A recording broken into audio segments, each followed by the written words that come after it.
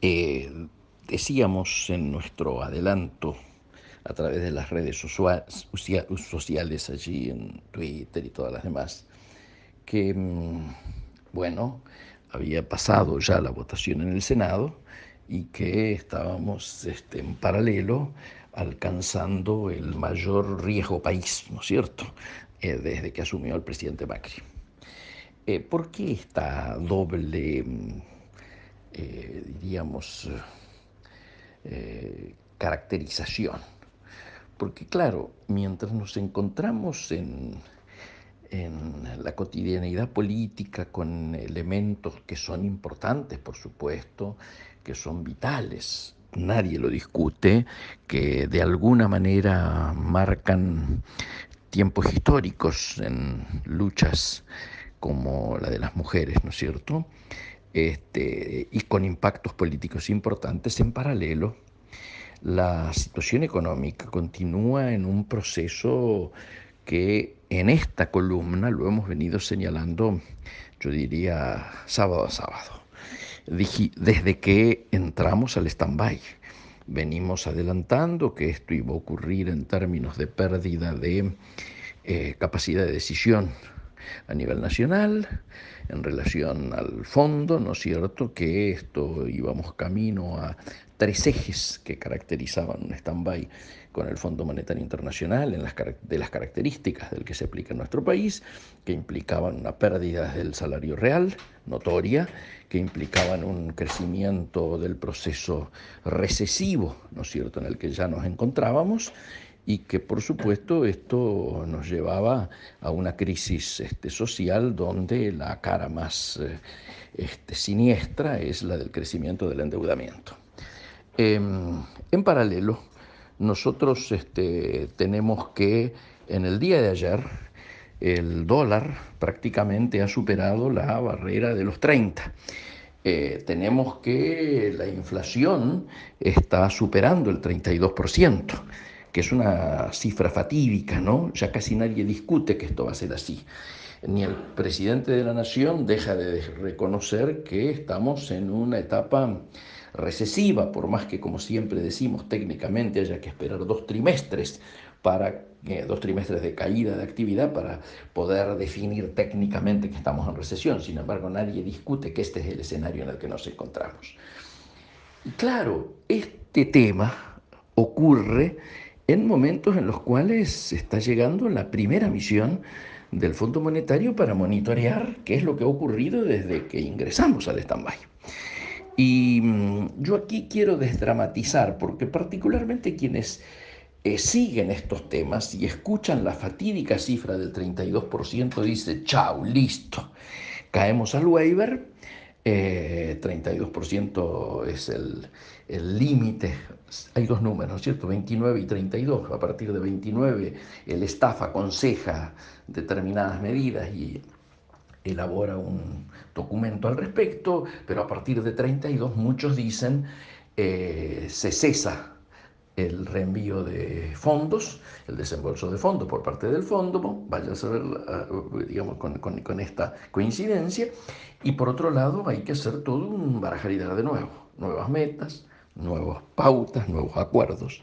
Sin embargo, no es así, y esto hay que desdramatizarlo. Va a venir la misión, aunque estemos ya en un escenario de que se supera el 32% de inflación, aunque tengamos que el dólar se ha escapado, cerró de hecho chirolas, como se suele decir en el barrio, abajo de 30, pero la mayoría de las operaciones durante el día de ayer se efectuaron en 30. Y entonces, ¿qué va a ocurrir? Lo que va a ocurrir es que el staff va a dar una declaración, ¿no es cierto?, en la cual va a decir que observa con preocupación el incumplimiento de las metas establecidas en el acuerdo que fuera dado a conocer en simultáneo por el propio fondo y el gobierno argentino, y que aconseja determinadas medidas, seguir en la línea de achicamiento del gasto público, seguir buscando que exista un presupuesto de cada año que viene que contemple los acuerdos y compromisos asumidos. Es decir, va a haber una cosa así, pero nunca hay que en la primera revisión haya una situación contundente que te lleve a un waiver. De hecho, va a haber dos o tres. Inclusive hasta el gobierno tiene suerte mirado en términos electorales, porque tal vez la última que se haga recién sea la que impacte de manera más contundente si es que no se cumplen las metas y si es que las tendencias negativas como las que se están viviendo, ¿no es cierto?, de caída de niveles de actividad, del tema del riesgo país llevado a los puntos en los que estamos, del proceso devaluativo, ¿no es cierto?, del pass-through trasladado a precios y impactando en la inflación de manera directa. Bueno, todas estas cosas que venimos comentando habitualmente y que se han consolidado en esta semana que acaba de terminar. Recién allí tal vez podría haber la necesidad de un waiver, es decir, ya muy sobre las elecciones. Por lo tanto, yo diría, el gobierno está especulando con esta situación de que no puede haber una definición muy contundente, sino que va a haber un comunicado de prensa, lógicamente, reitero, diciendo que se mira con preocupación lo ocurrido, pero que se apoya el proceso general en el que se encuentra Argentina de búsqueda, de reducción de gasto público, de mejora en la competitividad de ciertas variables que tienen que ver con el Estado, etcétera, etcétera, etcétera. Ahora, digámoslo con todas las letras, desdramatizar no significa que no tengamos que estar preocupados por los números, particularmente por el impacto que esto tiene en la economía real. Amigos, estamos en un momento muy particular en lo cual las caídas de consumo son las que son, en los cuales la inflación ya hace estragos, en los cuales no hay una reparación en términos salariales que impliquen que las paritarias estén dando satisfacción al aumento que está habiendo en el costo cotidiano de vida de los trabajadores y de los sectores que viven del salario, ¿no es cierto? Y claro, el fondo que aparece por detrás, el telón con el que algunos dicen se busca eclipsar esta situación, yo digo absolutamente de manera ingenua, si es que fuera así, es el famoso tema de los cuadernos. Y los cuadernos han originado cosas que nosotros venimos hablando de hace rato. Uno, una hipótesis es que para tapar esta situación económica a la que hacíamos referencia recién, nada más ingenuo. Digo, cuando a fin de mes hay que pagar la cuota de los colegios o de los alquileres, cuando cotidianamente se va al supermercado y se paga los precios que se paga, cuando un amigo va y carga la nafta, ¿no es cierto?, en su estación de servicio habitual. Nada de esto se tapa y se genera olvido al respecto por el hecho de los cuadernos. Esta es la primera hipótesis. La primera hipótesis entonces hay que descartarla de que esto sea para tapar la situación económica. De ninguna manera esto es así. El segundo elemento es que tenemos que valorizar positivamente el hecho de que haya sectores, lo decíamos creo en la columna pasada, que haya sectores empresarios por primera vez en la Argentina que aparecen comprometidos y protagonizando esta investigación de manera muy concreta con empresas de primera línea. Yo recuerdo como muchos amigos me decían, cómo envidio a la justicia de Brasil, cómo envidio a que es imposible que haya un lavallato. Bueno, muchachos, estamos teniendo un lavallato a la criolla. Y aquí siguen apareciendo hipótesis explicativas. Y una hipótesis que anda dando vuelta es que en realidad esto tiene que ver con una interna en los sectores empresarios, los cuales ciertos sectores estaban esperando que algunos amigos cayeran en esto para ocupar posiciones dentro de lo que sería la dirigencia de la burguesía nacional. A esto algunos otros agregan de que en este marco hay empresas vinculadas a los chinos o vinculadas a los europeos, etcétera, que aparecen francamente comprometidas en esta situación de la Cámara Argentina de la Construcción, ¿no es cierto? Y que en realidad esto es un lobby de empresas de Estados Unidos y multinacionales vinculadas a los Estados Unidos que están intentando desplazar a ciertas empresas chinas o a ciertas empresas rusas o a ciertas empresas europeas. Yo digo, primer asunto, todos sabemos que hay diferencias de formas de proceder entre las empresas americanas y las del resto del mundo. Lo sabemos. Muchas de estas empresas no es que lo hacen de buenas que son y porque cumplen las reglas del deber ser, sino porque en Estados Unidos la SEC las quita de cotización en la bolsa y por lo tanto al quitarla de cotización en la bolsa pierden valor sus activos y pierden valor sus empresas y hay un efecto contundente negativo sobre los patrimonios y los valores de estas empresas. El segundo elemento es que tanto Macri se reunió con chinos como con rusos en la última gira, ¿no es cierto?, en el encuentro en Sudáfrica. Y allí le prometió a Xi Jinping que para que puedan realizarse y llevarse adelante a cabo todos los acuerdos que se firmaron allá en China, los 16 acuerdos que están atados cuando se lanzó la ruta de la seda, los situaciones se van a cumplir, los compromisos asumidos se van a cumplir y por lo tanto China tiene que estar tranquila que las represas del sur van a ser construidas. Por lo tanto aquí no va a haber variación de ninguna manera en el vínculo que actualmente hay con China. Lo mismo podría decirse con Rusia, ¿no es cierto? Particularmente en lo que tiene que ver con las energías renovables, el tema con la energía atómica, todos los convenios que tenemos en marcha. Entonces aquí es muy importante darnos cuenta de que si bien los lobbies tienen derecho, y además es legítimo que así lo hagan, en salir a plantearse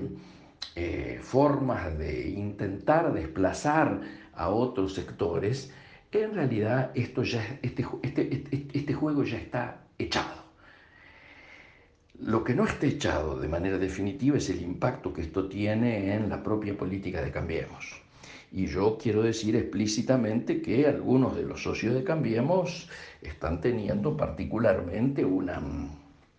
de los socios digo de la Alianza Cambiemos Parlamentaria, porque acá queda claro, y ha quedado claro esta semana en múltiples apreciaciones, que el radicalismo tiene la mirada de que hoy gobierna el PRO y de que circunstancialmente y coyunturalmente hay en algún momento alianzas parlamentarias que permiten sacar determinadas leyes. Pero aquí comienza rápidamente a avanzar una suerte de expresión del radicalismo,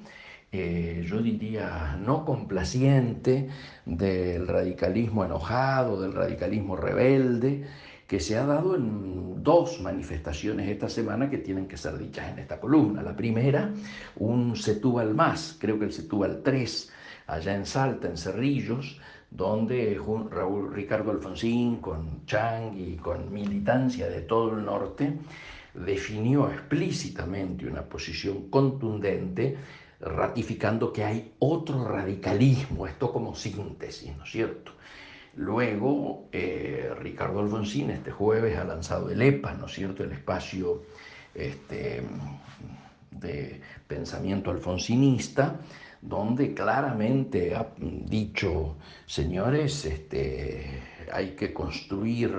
y acumular poder desde la militancia para montar prácticamente un comité nacional paralelo que vaya tomando medidas y definiciones de cara al futuro, de cara de canalizar el disconformismo de lo que está ocurriendo con Cambiemos, particularmente los 2 años anteriores cuando el radicalismo tuvo la peor presidencia de toda su historia con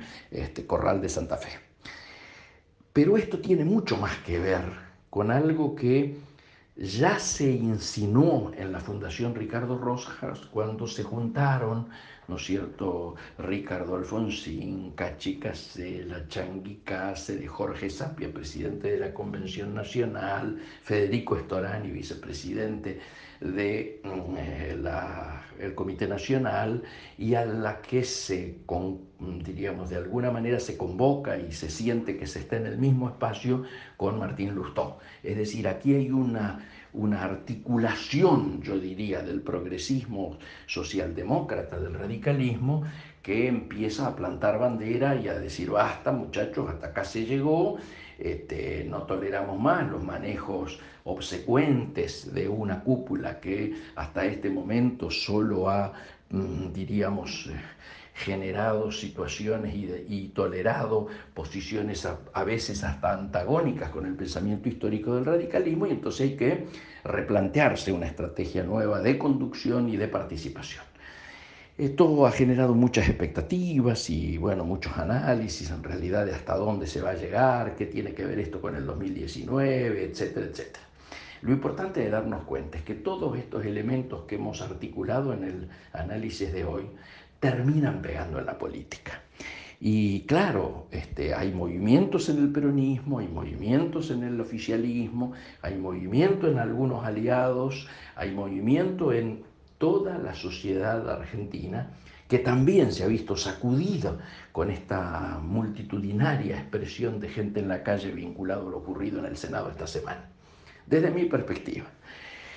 hay un enriquecimiento de lo que es la política hoy en cuanto a las formas de manifestarse vinculadas al telón de fondo, ¿no es cierto?, que ha generado precisamente el tener que haber ingresado al stand-by del Fondo Monetario Internacional. Yo creo que tenemos que estar muy alertas para la semana que viene, cómo evolucionan las cifras, qué pasa con la mirada del Fondo Monetario al respecto, qué pasa con las investigaciones, cómo se habla en relación a lavallato argentino, qué pasa con todo el tema de los cuadernos, ¿no es cierto? Y en definitiva, seguir pensando que es muy posible que esta situación de hoy termine con un avance en la conciencia de la dirigencia argentina de que urgentemente hay que cerrar la brecha, porque el impacto que tienen estas situaciones que se están viviendo es que es muy posible que la obra pública se pare, que lógicamente ya a esta altura pueda decirse que el primer efecto de los cuadernos es que el año que viene no va a haber crecimiento. No iba a haber crecimiento desde nuestra perspectiva por la situación del stand-by del Fondo Monetario Internacional y el agravamiento de la caída de los niveles de actividad y por lo tanto de la situación recesiva de nuestra economía. Y por lo tanto, bueno, ver de qué manera todos estos nuevos elementos acentúan una tendencia que a nuestro juicio comienza a ser preocupante, como aparece reflejado en la sociedad en todas y en cada una de las encuestas que nos van llegando diario a diario sobre la evolución de la mirada que hay en relación al gobierno, particularmente en relación a la economía y su impacto, por supuesto, en el próximo año, que es un año electoral. Nos estamos encontrando el próximo sábado, lógicamente.